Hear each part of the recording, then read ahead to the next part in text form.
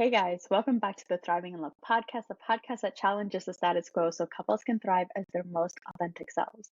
Today on the show, we have Kara, a somatic sexuality and pleasure coach, guiding women and people with pussies into their most authentic, sensual, and pleasure filled lives.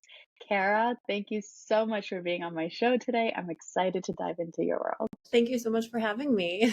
Before we dive into what you do, how did you get started in this work? Like, it's not a normal job that you just pick up and you're like, oh, I'm gonna do that. Well, it almost kind of happened that way, which is really funny. But I will say, Amazing. I was in an 8-year-long relationship with my son's dad. After that ended, it ended about 18 months after my son was born. Oof. So here I am, first of all, I'm a new mom. I have a new body and I have to go back into this new dating world. And, it Wow. changed Yeah. drastically in those 8 years. It went from meeting more in person to being mostly online. And I think so much a part of that, like as a mom, I just lost so much touch with myself and who I was. So I moved into, somehow stumbled upon the realm of sacred sexuality and just started really exploring that for myself to see what I could do, how I could feel more confident in myself, just presenting myself in a new way to the world, to new people. So I did that for, quite a few years, focused on myself. Sex has always been something that has been really kind of fascinating to me. Even as a child, I always wanted to read like the inappropriate books for my age. Grew up in a very religious home, so that didn't happen very often. Wow. But yeah, it's always something that I was always really fascinated in. So exploring this world, I would have a lot of questions from my friends. I was always the person that people would ask things for. And I'm like, I don't know why. I'm more single than anybody that I know. I don't know why I'm the person that you're asking. I think it just naturally, It was your energy for sure. had the energy and brought it in. And a couple years ago, my best friend was asking me all kinds of questions, and I was like, "This is a person that I've learned from. Her name is Layla Martin. She's quite revered in the sexuality world. Yep. As I was like, you should look at her website. She's got some great things for you to learn." And I saw she had a coaching program, a certification. Teaching sexuality was always something that I desired to do. I always so highly admired the people that I'd learned from. And I think there's parts of myself that I was like, I want to be like them. I want what they have. But I didn't think I could because I didn't have the education and I was unable to go back to school to become a sexual therapist or a sexologist. So I saw that program and I was like, wait, I can do this without having to do all those other steps that I am unable to do. Yeah. So I did it. I jumped in. I signed up a week later, I think. And yeah, the rest is history. That's amazing. So, do you feel like it was intuitively guided, like nudges from your higher self guiding you to this path that you're on now? Absolutely. And even all the work that I did before. So I used to work in retail. I did social media. I've been a pole dancer for 13, 14 years. Wow. So it's like all of these things that I had been doing my whole life kind of Mm. led me to this place where I'm like, oh, I can combine all of these things together and it's only going to help support my work and, going into it and leading a better business and what I can offer. Yeah. Thank you so much for saying that because that's what I try to remind people of all the time. So I'm kind of guiding people to find their purpose, right? Based on all of their past experiences. And I love that you said that when you were a young girl, you were just fascinated on reading about all this stuff. So clearly, I mean, my body's on full body chills right now of you have been so beautifully given the breadcrumbs to Yeah. leading you to where you are today. And that's how it works, right? Like you said, it's not that you are just in the sexuality space this whole time. You have social media experience, which you need to have as an entrepreneur, as a coach, as a healer, as somebody who needs to attract your clients and your soul family, right? Every single part of your past has been perfectly orchestrated and divinely guided for you to be here today. Absolutely. I love that. Beautiful to see people so fully embodied in what they came here to do. And of course, that doesn't mean that this is all you're going to do. Life is long. We're always growing. We're always evolving. And that can always shift and change as we grow and evolve as well. but it's cool to see where you are right here, right now. It feels so right. And every time I take a step forward on this path, and I'm relatively new at Yeah. this, or at least teaching people, guiding people is a newer place for me. Every time I take a step forward, I'm like, it just falls into place even more. Mm, And yeah, just feels so right. amazing. I love that. So let's dive a little bit into your history and, just about like, were you super connected with your pleasure and erotic expression before having a kid? Or is it something that you've always wanted to dive into? And like, what's the level of where you were at before and where you are now? I think before having a son, like I had started pole dancing already, and I feel like that really allowed me to like bring out, my erotic energy and feel really sensual and in my body. And I do feel like, I grew up religious, so there's obviously some sex is bad. It's not something you do without a Which is so husband. wild. It's something you do for a partner. I think because I was so fascinated in it, I always had a good mentality towards it. Like it was something I really desired and wanted for myself. So Hmm. pretty early on, I was, quite exploratory in terms of what I liked, what I wanted to explore. There was a moment where I had someone force themselves on me. Hmm. And so So I had a sorry. really bad relationship giving blowjobs for a really long time. And I think that's Mm. almost what fueled me to search outside of that to be more comfortable. It's because I wanted to feel confident doing that. But for the most part, yeah, I did have a good relationship with sexuality and my body. Although, becoming a mom, you do become a little more disconnected. And when you're in a relationship, that doesn't necessarily feel, not that it felt bad, it just didn't feel connected anymore. So yeah, wanting more from that experience even. Yeah, absolutely. Do you feel like you were moved into your masculine energy when you became a mom? So there's this book, I actually had the guest author on my show, and in the book, it's called Sovereign Love. Mhm. So Danae Logan says that when she became a mother, she felt the shift from her feminine energy into her masculine energy, because people think that when you become a mother it's like the most feminine thing you can do, when in reality it actually activates your like protective senses and like the way that you want to protect your child from the world, which is a very masculine energy, right? Do you feel like that's what disconnected you from your pleasure, or was it just like your body shifting, changing, and you not identifying with what you were looking like? Yeah, that's a good question. I think I just put so much of my identity into being a mother. He was kind of my world, and I didn't, I Yeah. worked, I did work alongside that too. So that was really difficult to wake up so early in the morning and, leave my son all day long and come home and have all the other things to do. But yeah, I just felt like there was almost no time for myself or, Yeah. the things that I spent my energy and time on were, decorating his room or, making the home really a home. But it didn't feel necessarily like me anymore. I felt different.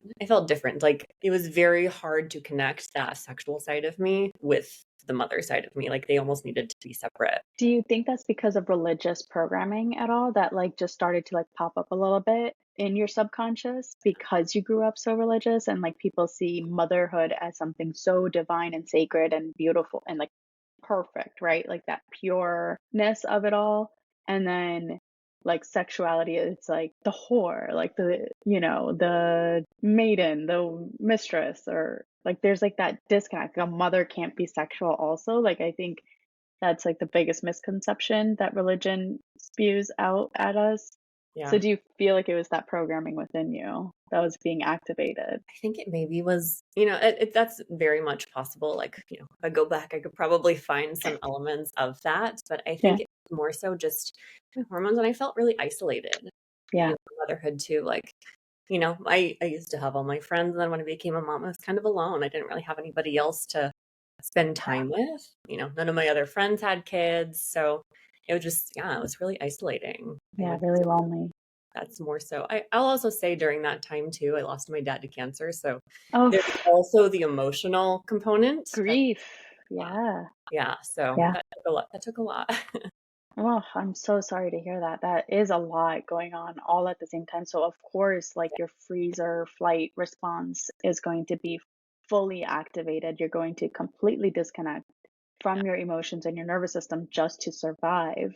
That journey of like a lot of people disconnect. I disconnected, went into that survival response, and I was just like, I didn't want to look at any of the hard emotions, so I coped with alcohol, binge watching TV, just, in being in my world in the most surface level way possible so that I wouldn't have to go beyond Yeah. here and feel anything, right? But what happened with me, and I'm wondering if it's similar with you, was that there was a moment where I just could not avoid it any longer. And I needed to face it, to heal it, to Yeah. release it, to alchemize it, to let it out. And I'm glad that I had that rock bottom moment, in hindsight looking back. And I'm like, damn, like if I didn't have that moment, I don't know how disconnected I would have been today. And, so like, did you have like would you say your dad passing away was that moment? Or was there a different moment where you were like, oh, damn, I really need to start looking at this? I would say it was more so after I left my ex, and it was really like, okay, I'm alone. I actually have time for myself because Mm, I also had 50-50 custody of my son, so I had a little bit more free time on my own days to, you know, I was like, okay, well, now I have time. I might as well do something good with this. yeah. And it just became very exploratory. I Mm, will say, I worked retail for 18 years. It's a difficult job, especially post COVID. The working environment it's not great for the past few years. And I think that was more so my rock bottom of like, I absolutely cannot live like this anymore. Like, very much in my masculine energy, like trying to provide, taking care of myself. I had multiple jobs on top of my 18-year-long full-time job just to pay bills. So when I found this, I was like, okay, like I can either try to do this or try to do it while still working. I was like, I'm never going to be able to get to the point where I need to be if I stay, just because it was so toxic. I felt so angry all the time. Yeah, I'm like a whole new person from where if you had met me like 2-3 years ago. yeah. Same. Yeah. So I retired. I actually retired and just jumped in. Yeah, I love that. that was more so my rock bottom moment. It was some dark times, a lot of depression, Mhm. a lot of anger. Yeah. And then how did you go through that journey from like how did you cleanse all the negativity out from your body in order to become who you are today? I think it was so much a part of me already because I had done a lot of Yeah. work. It became really difficult for a while, and that's okay. And going into the coaching program that I took with Layla Martin, the first trimester is really all your own self-discovery and your self-work. So it's like it forces you almost to connect with yourself in that way. It gives you the practices, it gives you the tools to move forward. So I think having that alongside of the journey, like, okay, first of all, just knowing that I can't do two things simultaneously if I want the result that I want. Mm. So removing myself from that situation was a big one. And secondly, just having new tools and practices in a more routine way almost. Yeah. What were those tools? It's a tantric approach to sex, love, and relationships, but it goes so much into the body and past experiences, difficult emotions. So it's a lot of tantric and Taoist traditional practices. It teaches you to confront difficult emotions and how to really integrate them into your life and learn to accept those parts of yourself and express them in a way that's healthy. And those are a lot of the tools that we use, that I use in my work now, but really incorporating a lot of pleasure into these difficult things too. When you incorporate pleasure into the difficult parts of your lives, it gives you so much more love and strength to be able to move on because pleasure increases dopamine, serotonin, all the good endorphins in your brain. So it already provides you with a more stable foundation in the process of working with those. I love it too because it's kind of similar to what I kind of try to model, where it's like, how can we hold the duality in the same in one moment of like, I love that you said during the big, messy, dark moments, how can you bring pleasure into that? That's the work we're here to do, right? It's like expand our nervous system, expand our souls, expand our capacity to hold all of it, the full spectrum of the human experience, the good, the bad, the ugly, not to bypass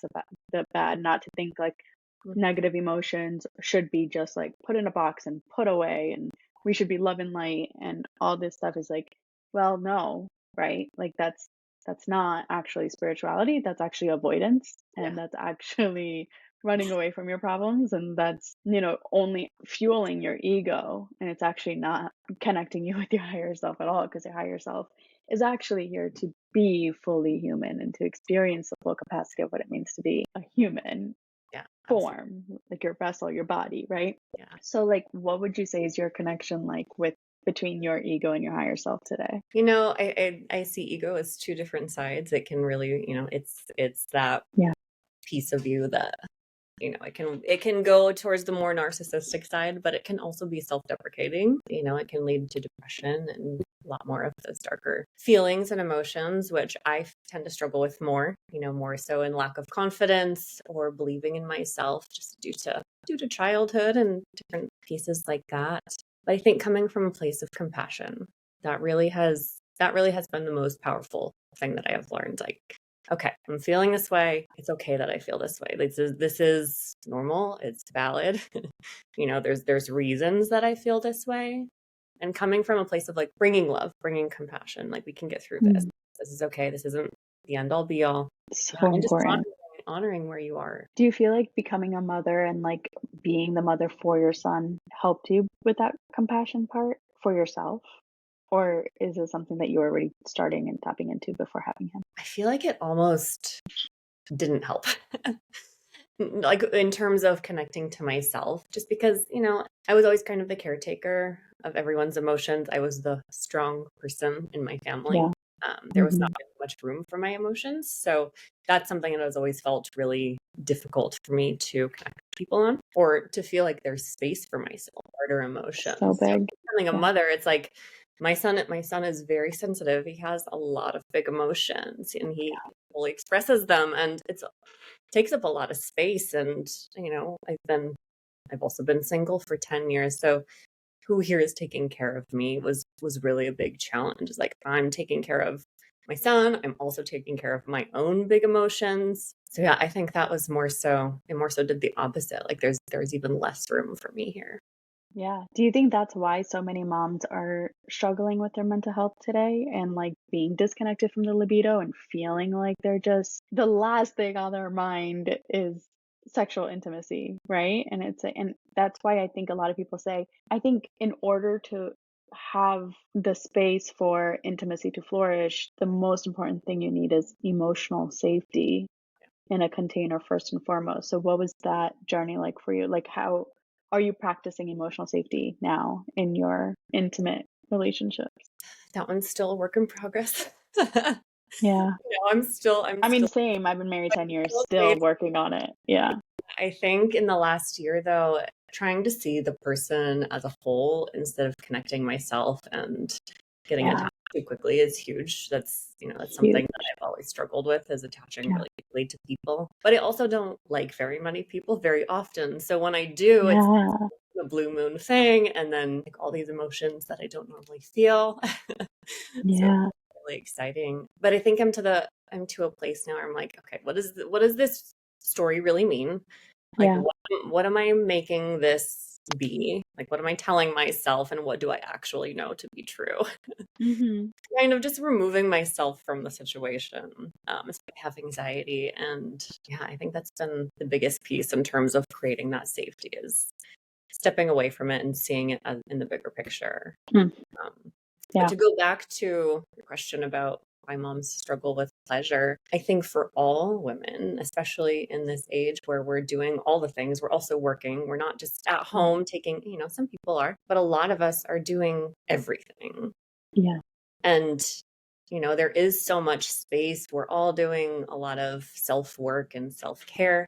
The last thing on the list is always self pleasure. And I don't know why that's so hard for us to give. I think a lot of people don't feel deserving of it. They don't feel worthy. Mm. And just, it feels really guilty.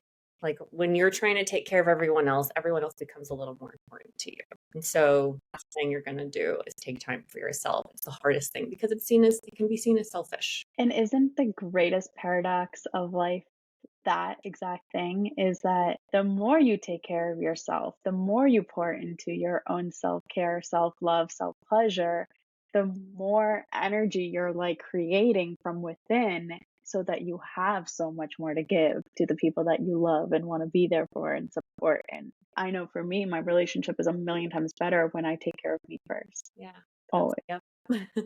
And it's like, yeah, like how can we redefine the word selfish? Like, do you think there's like a different word for it? Or how can we get people to realize that it's not a negative thing? It's actually the most loving thing you can do for the people that you love because they deserve a healed you, they deserve a vibrant you, they deserve a happy you, they deserve you at your full potential. And not only that, you deserve to be happy. You deserve to be at your full potential for yourself. Yeah. I don't know if there's a better word for selfish, but I just see it. Yeah, I just see it as love for yourself, honoring who you are and what you need in order to get through everything that, is on our list. Yeah. And people are like, oh, you're so full of yourself. And I'm like, who else should I be full of? Yeah. This is your Like, body. This is your life. yeah. You have to nurture it. And for someone who like absorbs people's energy so much, it's like active work for me to fill myself up with my energy and cleanse other people's energy from my system, like a daily practice. Yeah. And even that can feel really overwhelming to step aside and do those practices too. So it's like, oh, one Yeah. more thing to add to the plate. But it's so needed. It's so necessary. Yeah. What are your recommendations for especially mothers, right? Like how can they create those spaces for themselves without it disrupting their whole life? I think it can be such a challenge when you have, especially for single moms who are trying to do all the things. But for myself, some of the easier things that I do consistently on a daily basis, so small. You start really small with something that feels so attainable. So for myself, I wake up in the morning and I make myself a beautiful cup of tea and my favorite teacup. I love that. I light a candle. I always have fresh flowers on my table. I budget them in every single week. So Yeah. that way I always have them or I pick some if I need to. And yeah, just starting really, really small. It doesn't necessarily have Hmm. to be sexual in nature. It doesn't have to be Yeah. cool if it feels too overwhelming to do, but taking the small steps every single day.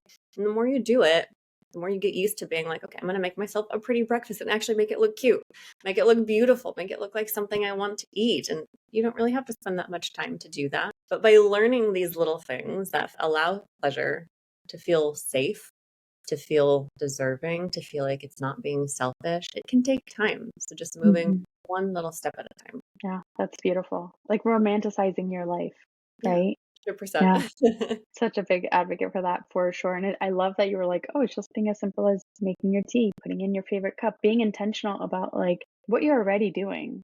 You're usually rushing through these things and not being intentional. So like something as simple as like, you know what? I like this cup that I saw, and this is going to be my teacup. This is Yeah, going to be my coffee mug. This is going to be the one that brings me joy every morning. I love that. It's so simple and so easy. So thank you for sharing that. it's easier. The more you build it, it's like building habits, right? Like the more you do it, the Yeah. more it becomes a part of your life. And then you can find more room for more things that, can allow you that space and time. And, I understand how difficult it can be to carve out time for the longer pleasure practices and Yeah. nurturing yourself in that way. But, I have a couple of practices such as breast massage that when I have my son and I've had him for 10 days in a row and I just need a break, I'll do it in the shower. It just Yeah. takes a couple of minutes and it really just gives you a minute to be present with yourself. And it doesn't really take much time. You can do it when you have conditioner in your hair and you're Yep. reading away. Yeah.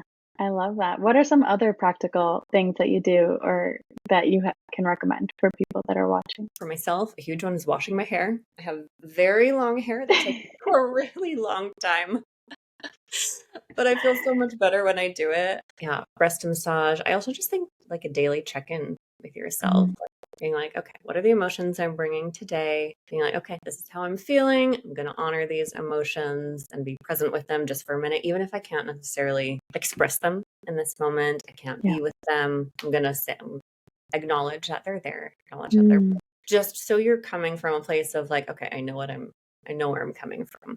I know how I'm going to I be love able that. to approach the day. And coming back to that later and being like, am I still feeling these emotions of, grief, sadness, whatever? Am I still Yeah. feeling these? and then taking a minute to go deeper into those if you have time. How are some ways that you go deeper into them? I do a lot of embodiment practices. So for myself, I'm a dancer too. So I have a bowl in my home. So I'll turn on some music that really fits the mood and move my body. Movement is so big in being able to express emotion, and especially for people who might have a harder time speaking and saying it out loud, which can be really, really difficult to do. That was one of the biggest things that I have had to work on, and I'm still working on, is sharing it with other people. But being able to move through it and just feel myself in that moment. Another good practice is, honestly, like if you're angry, screaming, and I swear by screaming into a pillow.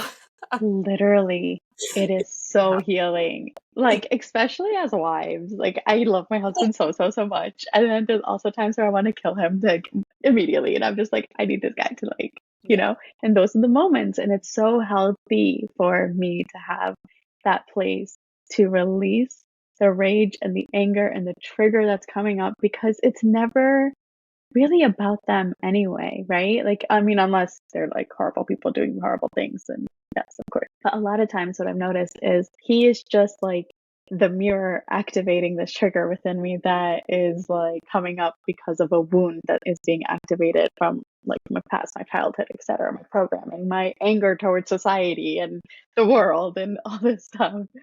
So yeah, like that's my responsibility. That's my job, to hold space for my own emotions and process it so that I can go back to him with that clarity and that clear, concise vocabulary that is like easy for him to understand, instead of me just being like, ah, full on rage, like throwing it all in his direction. Absolutely. Yeah, screaming into a pillow saved my marriage. It's a good one. Yeah, I think some other practices when it comes to actual pleasure is prioritizing it.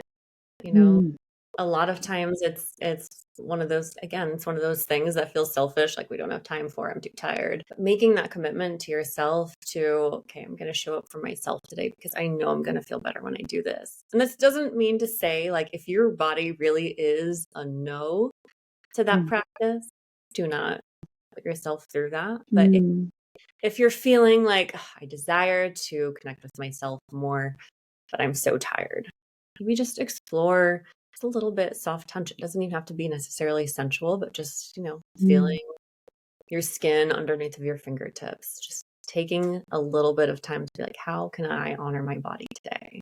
So I'm a big fan of like, how do I feed my soul, my body, my mind every single day? Those are kind of three different things that I am a little bit more mindful of. So, and it doesn't have to be something super overwhelming. It can just be like a little practice. How can I feed my mind? How can I feed my body? And how can I feed my soul? So give me an example of like how you would differentiate those three. Yeah. So feeding my mind is like it's learning. It's activating my brain in a way that feels productive. It feels good. It feels like I'm adding to my knowledge. So I'm a big fan of audiobooks. I have finished probably 20 books so far this year just in audiobooks, like driving my son to school and back. Wow. It's a really easy way to learn something new, or, even just a lot of the books I read are informative. They're self-help. I don't really like that term, self-help. It's learning something new, empowering. My life. That's a better one. It's adding something new that I can add to my life and possibly help change my mindset and how I approach things.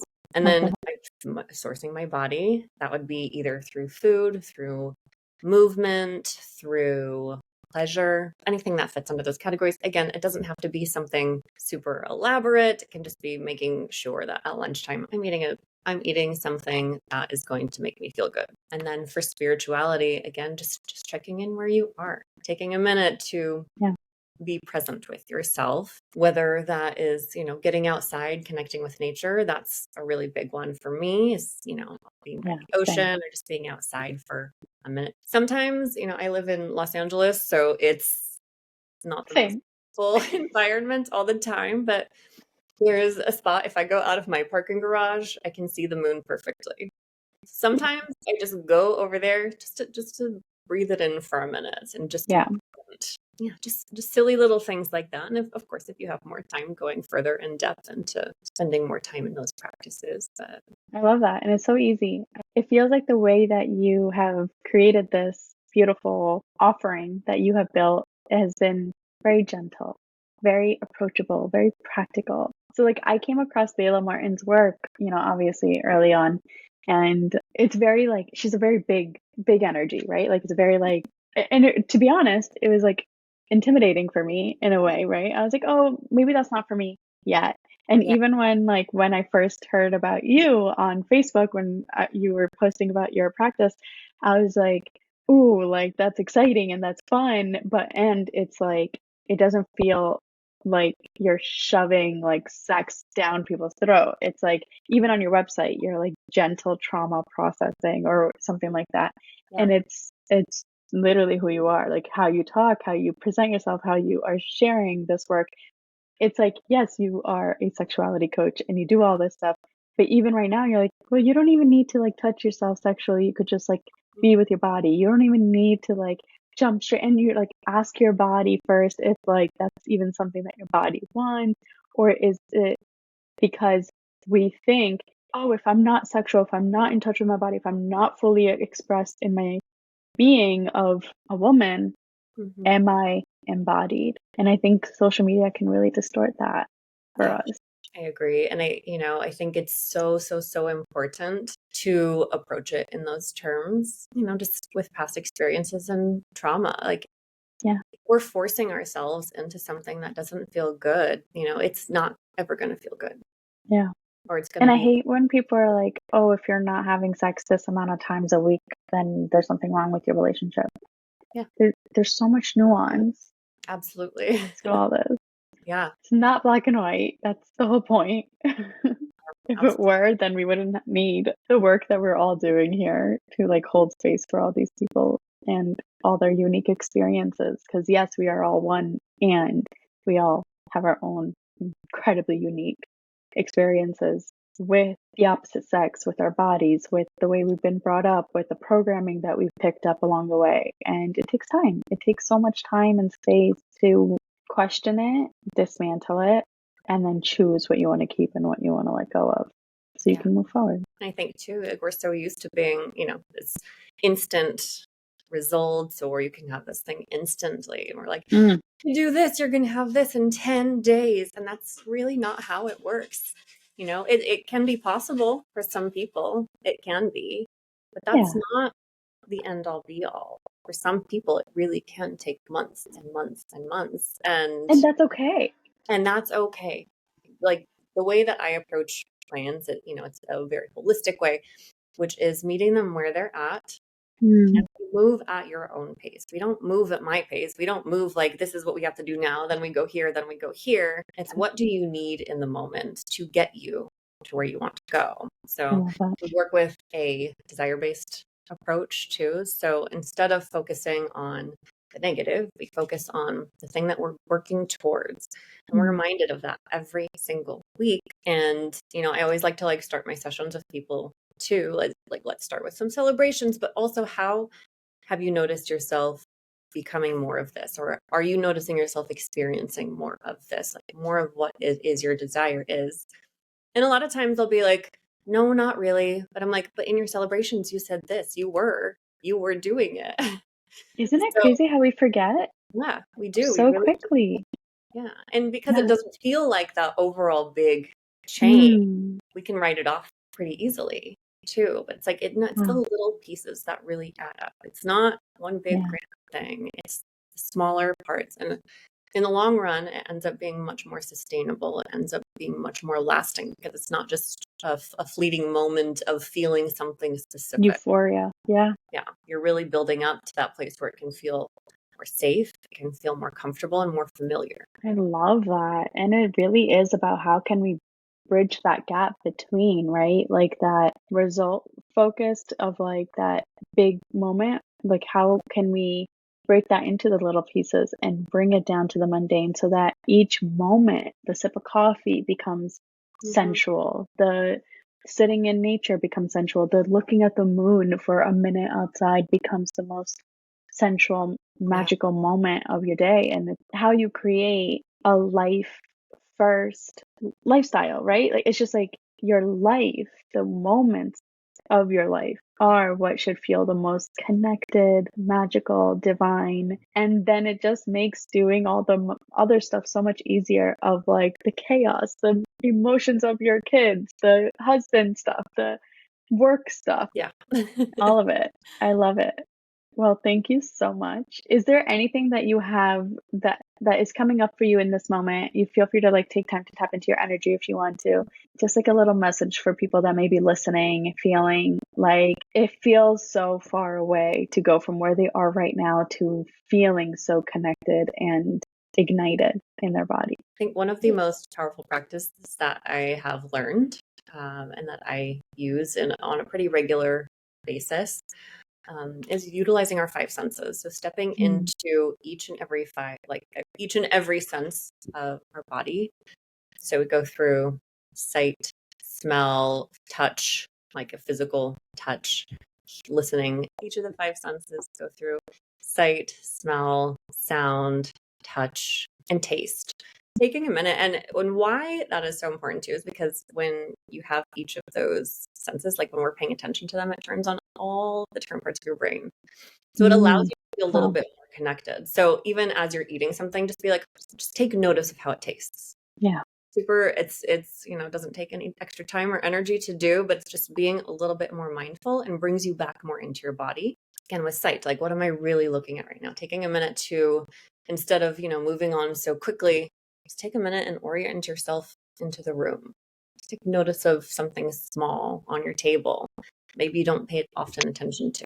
Touch, like one thing that I love to do is like remove myself from touch as I'm touching myself. So like, what does it feel like under my fingers versus how does it feel when I touch myself? Like, how does it feel under my fingers? And just noticing that slight difference can really allow you to come back more to your body.